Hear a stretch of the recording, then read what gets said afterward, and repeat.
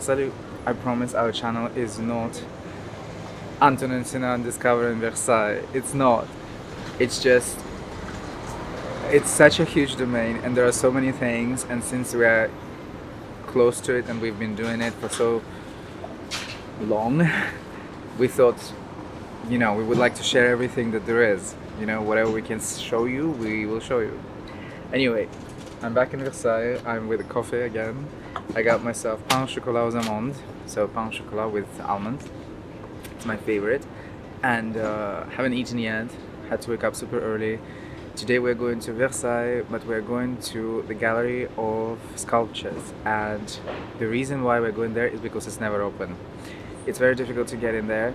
It's really rare, and again I'm alone because Sinan is at work, and it's just life.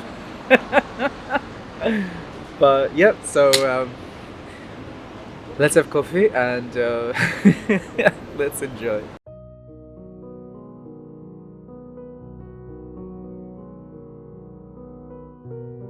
Today I'll be taking you to a lesser known part of Versailles. Actually, I would go as far as to say this is probably the least known place in Versailles, the Gallery of Sculptures and Moldings at La Petite Écurie.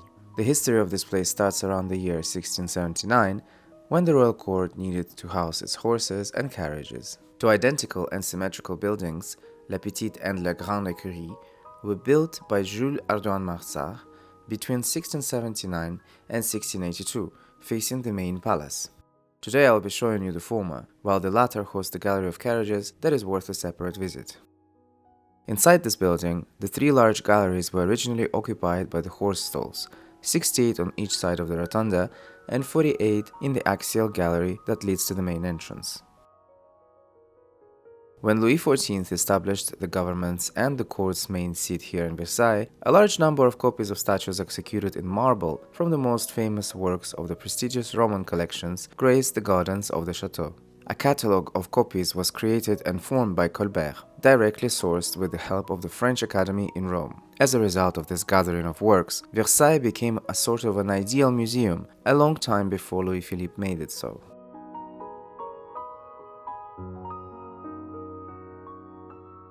To this day, many copies of antiquity adorn the park and indoor galleries of the chateau. The building I am in, however, hosts various institutions as well as one of the most beautiful sculptures reserves of Versailles and the Louvre. Here one can see numerous copies of ancient Greek and Roman statues, sharing the space with the original works that once graced the gardens of the palace.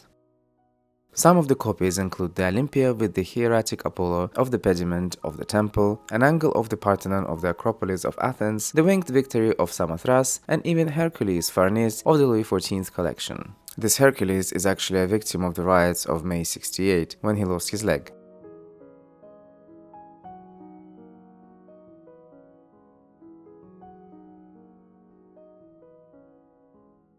Many of these other plaster prints come from l'École nationale supérieure des Beaux-Arts de Paris, which is heir to the funds of the Royal Academy of Painting and Sculpture. By the way, if you're interested to know more about the Royal Academies, check out our episode on Institut de France, linked in the first comment below.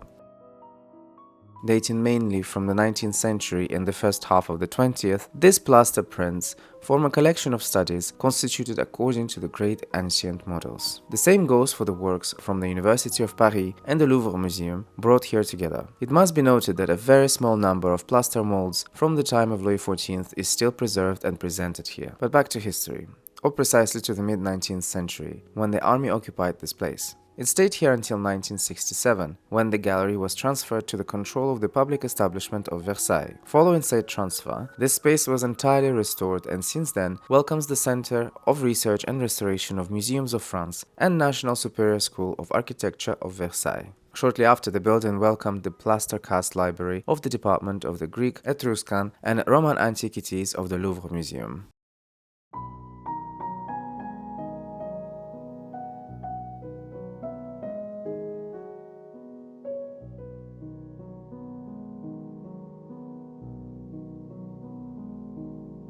Today, La Petite Écurie serves as a rescue place for many masterpieces of the garden of Louis XIV at the chateau. During several restoration programs, the originals were moved here, studied, copied, and then replaced by their replicas.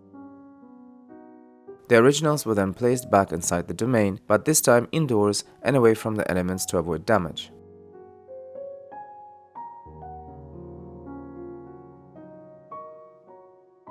In general, the character of a living gallery is very apparent here, as most of these works are placed on wooden platforms for easy maneuvering and preservation. The works that are meant to be on walls are not hung on them either. Though it would probably look much better, the regulations simply don't allow it, as the building itself is classed as a historic monument and such alterations are simply impossible.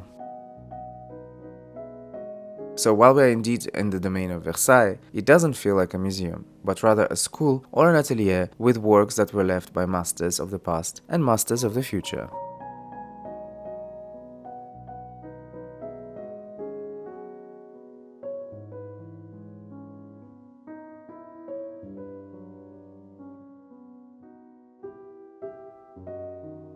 La Petite Écurie is a place where the past meets the present in the name of continuation and preservation of the ancient savoir-faire. And it's what makes the place so different from the rest of Versailles, where people normally come to look at the past. Here, you are shown the passage of time that has outlived and will outlive many generations, leading the way into the future.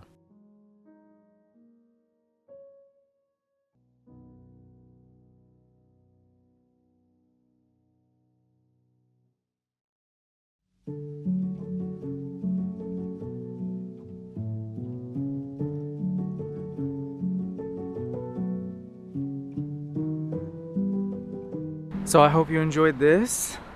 I thought it was so much fun and so beautiful in there. Warm as well. I was surprised. I would expect it to be cold and wet, but it was warm and dry. I guess they gotta keep all the statues and all the artworks in a good condition. In any case, thank you so much for joining us. We will be seeing you in the next one. Au revoir.